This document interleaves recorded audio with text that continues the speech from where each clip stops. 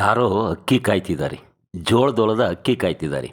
ನೀವು ಕೂಡ ಕೃಷಿ ಕುಟುಂಬದಿಂದ ಬಂದವರಾಗಿದ್ದರೆ ಹೀಗೆ ಚಿಕ್ಕ ವಯಸ್ಸಿನಲ್ಲಿ ಒಂದಲ್ಲ ಒಂದು ಬಾರಿ ಹೊಲದ ಜೋಳದ ಹೊಲದ ಸೂರ್ಯಕಾಂತಿ ಅಥವಾ ಬೇರೆ ಬೆಳೆಯ ಅಕ್ಕಿಯನ್ನು ಅಂದರೆ ಗಿಳಿ ಇರ್ಬೋದು, ಗೊರವಂಕಾಯಿ ಇರ್ಬೋದು, ಅಕ್ಕಿಪಿಳ್ಳಿ ಅಂದರೆ ಗುಬ್ಬಚ್ಚಿ ಅಂತ ಕರೀತಾರಲ್ಲ, ಅವನ್ನು ನೀವು ಕೂಡ ಕಾದ ಅನುಭವ ಇರ್ತದೆ. ಅದೇ ರೀತಿ ಇಲ್ಲಿ ಜೋಳದೊಲಕ್ಕೆ ಯಾರೋ ಒಬ್ಬರು ಅಕ್ಕಿ ಕಾಯ್ತಾ ಇದ್ದಾರೆ. ಸಾಮಾನ್ಯವಾಗಿ ಈ ಹಕ್ಕಿ ಪಕ್ಷಿಗಳಿಂದ ರಕ್ಷಿಸ್ಕೊಳ್ಬೇಕಾದ ಬೆಳೆ ಅಂದರೆ ಅದು ಜೋಳದ ಹೊಲವೇ ಆಗಿರ್ತದೆ. ಹಾಗೆ ಸೂರ್ಯಕಾಂತಿ ಕೂಡ ರಕ್ಷಿಸ್ಕೊಳ್ಬೇಕಾಗಿರ್ತದೆ. ಯಾಕೆಂದರೆ ಜೋಳದ ಬೆಳೆ ಮತ್ತು ಸೂರ್ಯಕಾಂತಿಗೆ ಹೆಚ್ಚು ಈ ಗಿಳಿಗಳು, ಗೊರವಂಕಗಳು ಹಾಗೆ ಗುಬ್ಬಚ್ಚಿಗಳು ಹೆಚ್ಚು ಕಾಟವನ್ನು ಕೊಡ್ತವೆ. ಅಂದರೆ ಬಂದು ತಿಂದಾಕೆ ಹೋಗ್ಬಿಡ್ತವೆ. ಎಷ್ಟು ತಿಂತವೆ ಅಂದರೆ ಯಾರು ಅಕಸ್ಮಾತ್ ಈ ಹಕ್ಕಿಗಳನ್ನ ಓಡಿಸ್ದೆ, ಅವುಗಳನ್ನು ರಕ್ಷಣೆ ಮಾಡದೆ ಕಾಯ್ದೆ ಇದ್ದರೆ ಹೆಚ್ಚು ಕಮ್ಮಿ ಬೆಳೆಯ ಮುಕ್ಕಾಲು ವಾಸಿ ಬೆಳೆಯನ್ನು ತಿಂದಾಕ್ಬಿಡ್ತವೆ. ಅಷ್ಟು ಬೇಗ ಭಕ್ಷಿಸ್ಬಿಡ್ತವೆ ಅವು. ನೀವಿಲ್ಲಿ ಏನು ನೋಡ್ತಾ ಇದ್ದೀರಲ್ಲ, ಈ ಜೋಳದ ಹೊಲ ಇದು ಬಿಳಿ ಜೋಳ ಅಂತ ಕರೀತಾರೆ. ಹಾಗೆ ಇಬ್ನಿ ಜೋಳ ಕೂಡ ಅಂತ ನಮ್ಮ ಕಡೆ ಕರೀತಾರೆ.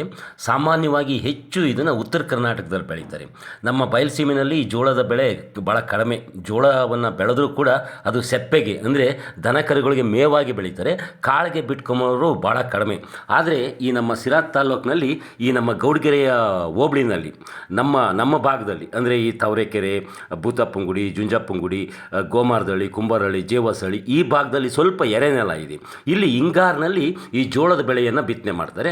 ತುಂಬ ಚೆನ್ನಾಗಿ ಬೆಳೀತದೆ. ಇಬ್ನಿ ಜೋಳ ಅಂತ ಕರೀತಾರೆ. ಈ ಜೋಳಕ್ಕೆ ಅದೆಷ್ಟು ಬೇಡಿಕೆ ಇದೆ ಅಂದರೆ ಅನೇಕ ಕಡೆ ನಮ್ಮ ಕುಂಬಾರಹಳ್ಳಿ, ಗೋಮಾರಹಳ್ಳಿ, ಹೊಸಳ್ಳಿ ಕಡೆಗೆ ಬಂದು ಈ ಇಬ್ನಿ ಜೋಳದ ಕಾಳನ್ನು ಕೊಂಡ್ಕೊಂಡು ಹೋಗ್ತಾರೆ. ಅಂದರೆ ಬಿತ್ತನೆ ಕಾಳನ್ನು ಕೊಂಡ್ಕೊಂಡು ಹೋಗ್ತಾರೆ. ಯಾಕೆಂದರೆ ತುಂಬ ಚೆನ್ನಾಗಿ ಬೆಳೀತದೆ ಅನ್ನುವ ಒಂದು ಪಾರಂಪರಿಕ ನಂಬಿಕೆ ಈ ಬೆಳೆಗೆ ನಮ್ಮಲ್ಲಿ ಇದೆ. ಈ ಬಿಳಿ ಜೋಳ ಉತ್ತರ ಕರ್ನಾಟಕದಲ್ಲಂತೂ ಒಂದು ಪ್ರಮುಖ ಬೆಳೆ. ಯಾಕೆಂದರೆ ಅಲ್ಲಿ ರೊಟ್ಟಿಗೆ ಇದು ಅತ್ಯಂತ ಅಗತ್ಯವಾಗಿರ್ತದೆ. ನಮ್ಮಲ್ಲಿ ಈ ಬಯಲುಸೀಮೆನಲ್ಲಿ ಹೇಗೆ ರಾಗಿ ಪ್ರಮುಖ ಬೆಳೆಯೋ ಹಾಗೆ ಉತ್ತರ ಕರ್ನಾಟಕದಲ್ಲಿ ಈ ಜೋಳವೇ ಪ್ರಮುಖ ಬೆಳೆ. ಆದರೆ ನಮಗೆ ಇದು ಒಂದು ಉಪಬೆಳೆ. ಸಾಮಾನ್ಯವಾಗಿ ಹಿಂಗಾರಿನಲ್ಲಿ ಬಿತ್ತನೆ ಮಾಡ್ತಾರೆ. ಹಿಂಗಾರಿನಲ್ಲಿ ಬಿತ್ತನೆ ಮಾಡೋದ್ರಿಂದ ಒಳ್ಳೆ ಚಳಿಗಾಲಕ್ಕೆ ಹಕ್ಕಿಗಳು ಬರಲಿಕ್ಕೆ ಶುರುವಾಗ್ತವೆ. ಅಂದರೆ ತೆನೆಗಟ್ಟಿರ್ತದೆ, ಆಗ ಹಕ್ಕಿಗಳು ಬರಲಿರ್ತವೆ. ಚಳಿನಲ್ಲಿ ಚುಮು ಚಳಿನಲ್ಲಿ ಬಂದು ಹಕ್ಕಿ ಕಾಯೋದು ಅಂದರೆ ಅದೊಂದು ರೀತಿಯ ವಿಶೇಷವಾದಂತಹ ಅನುಭವ.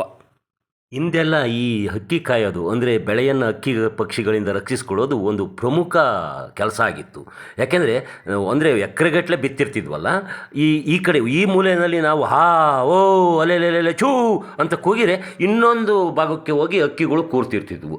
ಅಲ್ಲಿಗೆ ಮತ್ತೆ ಓಡೋಗ್ಬೇಕಾಗ್ತಿತ್ತು. ಮತ್ತೆ ಆ ಹಕ್ಕಿಗಳು ಮತ್ತೊಂದು ಕಡೆಗೆ ಬಂದು ಕೂರವು. ಹೀಗೆ ತುಂಬ ತ್ರಾಸವನ್ನು ಕೊಡ್ತಾ ಇದ್ವು. ಇದಕ್ಕಾಗಿಯೇ ಡಬ್ಬ ಬಡಿತಾ ಇದ್ವಿ. ಡಬ್ಬ ಡಬ್ಬ ಡಬ್ಬ ಡಬ್ಬ ಡಬ್ಬ ಡಬ್ಬ ಬಡಿಯೋದು. ಮತ್ತು ಕವಣೆ ಅಂತ ಬರ್ತಾ ಇದ್ವಿ ಹಿಂದೆ. ಕವಣೆ ಅಂದರೆ ಮಧ್ಯದಲ್ಲಿ ಹಗ್ಗದಲ್ಲಿ ಇರ್ತಿದ್ರು.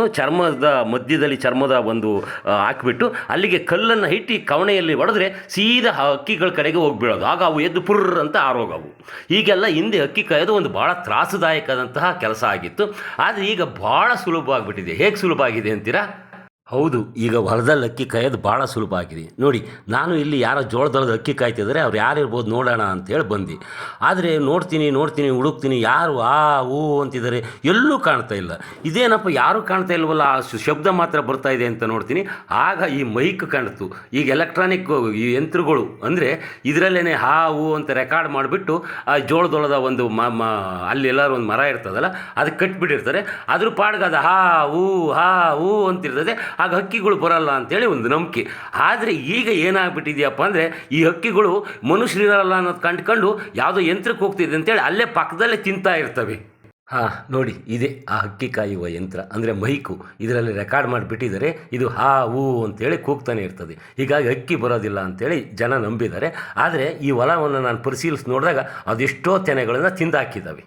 ಈ ಹಕ್ಕಿ ಪಕ್ಷಿಗಳಿಂದ ಬೆಳೆಯನ್ನು ರಕ್ಷಿಸಿಕೊಳ್ಳುವ ರೈತರ ಈ ಕಾಯಕ ಇಷ್ಟವಾಗಿದ್ದರೆ ಈ ವಿಡಿಯೋಗೆ ನೀವು ಒಂದು ಲೈಕ್ ಮಾಡಿ. ಹಾಗೆ ನೀವು ನೋಡುತ್ತಿರುವ ನೇಟಿವ್ ನೆಸ್ಟ್ ಯೂಟ್ಯೂಬ್ ಚಾನಲ್ಗೆ ಸಬ್ಸ್ಕ್ರೈಬ್ ಮಾಡ್ಕೊಳ್ಳಿ. ನಿಮ್ಗನ್ಸಿದ್ದನ್ನು ಕಾಮೆಂಟ್ ಮಾಡಿ. ಈ ವಿಡಿಯೋ ನಿಮ್ಗೆ ಹೆಚ್ಚು ಇಷ್ಟವಾಗಿದ್ದರೆ ಇದನ್ನು ಶೇರ್ ಮಾಡಿ ನಿಮ್ಮ ಸ್ನೇಹಿತರಿಗೂ ಕಳಿಸ್ಕೊಡಿ, ಅವರು ಕೂಡ ನೋಡಲಿ. ಈವರೆಗೆ ಈ ವಿಡಿಯೋ ನೋಡಿದ ನಿಮಗೆ ನಮಸ್ತೆ.